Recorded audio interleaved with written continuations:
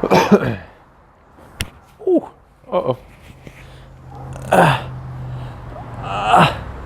Good morning and welcome back to God's Autobiography. My name is still Stephen French. And I've got a really bad knee. But that is besides the point. Holy shit, I'm in a lot of pain, guys. I should probably go to get like an x-ray or an MRI or something. We're gonna ignore that.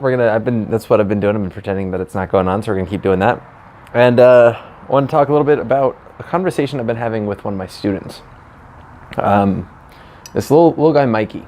He's got a sister. She seems pretty intelligent as well. She's actually a little bit better on the flipping side. She's a little more confident and at least willing to let us teach and spot. But Mikey, he likes to play. So he's not always in the class, which he doesn't have to be given their member status. But he likes to think even more so, and I resonate a lot with this little guy. And I've been teaching kids sports like this since 2008, and I still can't accurately predict people's ages.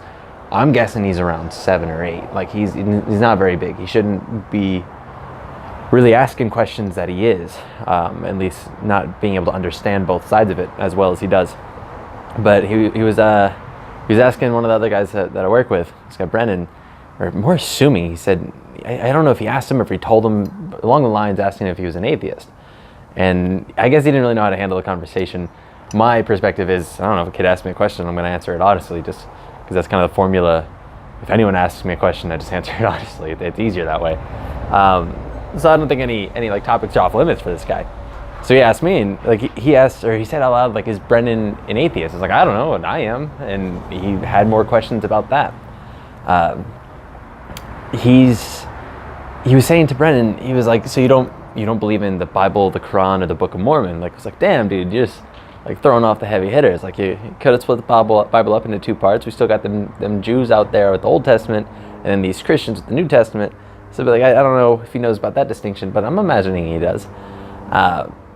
So it was neat. It was neat enough that he's obviously been indoctrinated into his faith, his religion, and that happens to everybody. So I'm not entirely ridiculing that, because I don't know, the people that are indoctrinating their children into it, they're full believers usually. So it's done with good intention. I'll stand by the fact that maybe they're right. I'm almost agnostic in that sense. I just don't believe it, and I wouldn't do that to my children. But they're not my children, so I'm not gonna call them out for that. So I kept the conversation along the lines of, if that's what you want to believe, that is fine. But here's the reason why somebody might believe something else. And he's super interested about it. So we got into the next day we got into the topic of evolution, and he had asked me some pretty good questions, because he asked why I don't believe in God. And I said, if somebody ever comes up to me and tells me about something, and I ask them to prove it, and I ask if they have proof and they don't, or they can't, then I'm not going to believe them. That's kind of my algorithm. Again, I like to keep very few algorithms, and I apply them to as many topics as I can. That one applies to everything. So someone says, hey, there's this guy in the sky that made the world and made all the people on it in his image. It's like, oh, damn, that sounds pretty neat. Where'd you read that? Is there a movie on it yet? And I asked if they could prove it, and they're like, well, no, it's just in my heart. And it's like, all right, well, cool. Congratulations. You keep going with that if you wanna. It's silly to me beyond that. Now I say this as someone who incredibly values the Bible. I think it's one of the most important texts ever written. I think there's a reason why it is the most published and distributed book of all time, second to Euclid's geometry, or the elements, like mathematics, and in some way faith, or at least the archetypical stories that are told through faith, I think are extremely important. And I know a good deal of the Bible. I haven't read it verbatim, but I plan to. But he came up to me the next day, and he's like, I have a question for you. He's like, you said that you need proof to believe that something is real. So who told you that atheism is real, and what's the proof? Now I really liked this question of his. It demonstrated 2 things to me. 1, he doesn't understand what atheism is. But 2, he's been thinking about this. There's something that he's been introduced to that he doesn't understand, and he's thought about this enough that upon our next class, he wanted to bring it back to my attention to further this discussion. And I think that's more important, because obviously there's going to be things that we're ignorant to. Always, everybody, everything is a new topic to someone. So I had to explain to him a bit of the difference and how I see it as like atheism isn't a title that I give to myself. I don't believe in any like theistic, mono or polytheistic religion, and my disbelief in those credits me the title of atheist. So it's not like something that I subscribe to, it's just a reference to the fact that I don't subscribe to other things. And he kind of understood that. I think if it wasn't in the middle of like a class project where I was constantly moving and showing him new things and teaching him more physical activities, we could sit down and talk, then I really think this kid has some good questions, and I think he can learn things without trying to like taint his belief. I think I would let him believe whatever he wants. And I think that it would be a conversation that or I imagine when he reiterates it to his parent, they don't see it as me being invasive in any way. I'm not trying to like take over this kid's mind.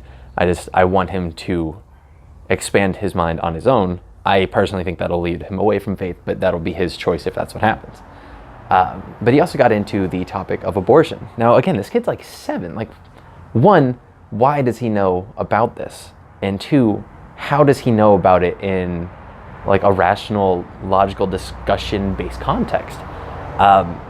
I didn't want to answer, like, I don't know how much he knows. Like, he's already blowing my mind. So I don't know if he knows about reproduction. I don't know if he knows about sperm and eggs. I don't want to use those terms. I don't want to like throw a topic onto his parents just in case like they don't think he's ready to have it. So I tried to, it made it difficult to answer this question. But he said, do you think abortion is okay? And I said, sometimes. I said, it's situational. And he didn't understand that. So like he seemed unfamiliar to the idea that a fetus could be detrimental to the host. That having a birth in some very rare, I will fully admit that in very rare situations, following through with a birth could be fatal. I don't have like any like particular references, but I tried to explain to him the idea of hemophilia. Extremely rare in women, and typically when a woman has it, it's not nearly as severe as when a man has it. I have some, I guess, decent information about this because my sister is hemophiliac, and I can't remember, there's like factor 8 and factor 11 in the blood that help your blood clot. I don't remember which one it is. I think she's missing factor 8 or something like that, but what her blood is missing isn't as bad as typically when a male has hemophilia, what their blood is missing. So she will coagulate slowly.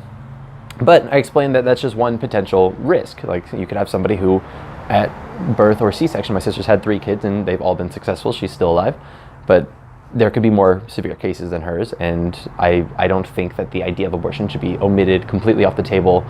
No matter what, nobody can do it because there are rare cases. But I did try to explain to him, I think abortion should be rare. I think we should do our best to mitigate the chance of an abortion being a suggested possibility, and this is through sex education, this is through contraception. If we have fewer accidental pregnancies, then we will have fewer people even considering an abortion. So I think that's a more logical way to approach it. But I also told him that at some point, in gestation, I don't think it's a human. This is my own personal preference. He asked, when do I? And I admit I don't have a solid answer for that. It's, to me, possibly somewhere along the lines of when a brain is developed and functioning. It could be before that. It's likely before that. It's not, to me, like when it looks like a human or has fingernails. Like, I don't know, that's not enough for me. That seems a bit more of an emotional attachment than anything. But he had brought up another clever question that I wish I had more time to dive into with him, because it has a pretty simple answer in my mind. But he said something, he compared it to like an animal. Like, if at some point in its belly it's not a person, then what about a bird? At some point in the egg, do I not consider it a bird? And to that, I didn't, like, I was kind of shocked from, I guess, how inquisitive and how intuitive this kid is, that I didn't like have the easy answer on the tip of my tongue. And he kind of like coupled it with some other questions. I think I just picked up one of those. But I like it a lot, and I thought about it more. And it's really, really simple, because it doesn't matter. If a bird has an egg, lays an egg, at one point, if there's a creature inside of it or not, or at the stage of its gestation, if I deem it a creature or not, that is completely irrelevant, because that's not my egg, it's not my bird. I don't have control of taking that from something else. Much like when a woman is pregnant, if she's considering an abortion and it's within a term that I believe for it to not be a human, I don't have the right to make that decision for her. At that point, it is part of her body, and a woman has whatever right well, I guess all of the rights. I guess you're not allowed to kill yourself, which is kind of a bizarre concept. I get it. But for the most part, we have the right to like maintain our body and do whatever we want to our body. But at some point, I do believe that it becomes a human, and it is a parasite. It is a fetus. It is like living off of the host.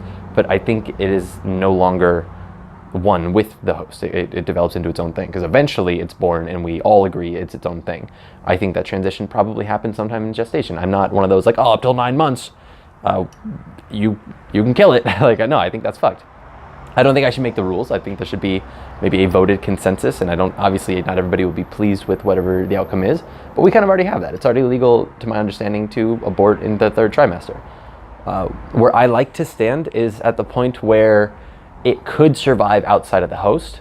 I think that's a solid marker, that if it can survive, no matter like how difficult it is, if we've got to maybe put it in an incubator or something, like if it can survive without the host directly, that's earned its status as a human to me. It could have already had the status. I want to learn more about that. Hopefully we can study more about consciousness and we can figure that out. But I don't know why this video went off on all of this direction. But yeah, this kid's been asking some really cool questions. This kid is young and he's been asking some really cool questions. And I do my best to remind him every time, this is my belief. You do not have to subscribe to this belief. But these are just reasons, again, like I said, like why others might have different perspectives, different opinions on things. We talked about evolution, and he asked, why do I think that is right? Which he's good. He's good at being consistent with this question. And to that I said, to me, it gives me the most compelling answers to some questions that we have. It answers the questions of why we found skeletons from monkeys up to humans in like every shape in between. It answers the question of why, more hypothetically, of why our brains expanded, why we're so good at detecting colors and patterns, why our fat moved to be more marine-like and moved to the outside, like underneath our skins instead of surrounding our organs like a dog's. We have evolutionary answers or hypotheses to these, and they make more sense to me than saying that some being that we are incapable of understanding just made it. Like, that isn't enough. That isn't compelling for me at all. But he and his sister did recommend that I watched Jeff Durbin. And God, I wish they didn't do that, because I've been watching this guy since they requested it, and I remembered the name. I would love to sit down and talk with Jeff Durbin, because he's a fucking moron. Like, the guy's pretty damn dumb. He's doing it for attention, it seems. He was a big sinner of the past. It seems. He found a market, he found a niche, he found a way to like kind of play this game, and power to him. Like, if he can make a profit off of this, like, I don't think he's gonna destroy the world in his efforts. I don't think that's his goal. I think he believes a lot of what he's saying, but I don't think he's very intelligent. He tries to debate a lot of atheists and agnostics, and he has no idea what an atheist is. He has this consistent belief that they all subscribe to one forum, that they all have this shared opinions on, and I don't like that guy at all. So maybe that'll come up in discussion with these kids when I'm able to walk and go back to work. But yeah, it took a little bit too long on this one. God's autobiography. Turns out I'm an atheist, and I believe in evolution and science and matter and stars. And I think that we all came from, well, I wouldn't call it random chance, because I don't believe in random, but we came from trial and error over an unfathomable amount of time. That's all. Episode 40 something. We're in the mids, 45 maybe. God's autobiography. My name is Stephen French. Smile. At least like maybe 2 or 3 times today. That'd be neat. And now I hobbled to the camera to turn it off. Peace.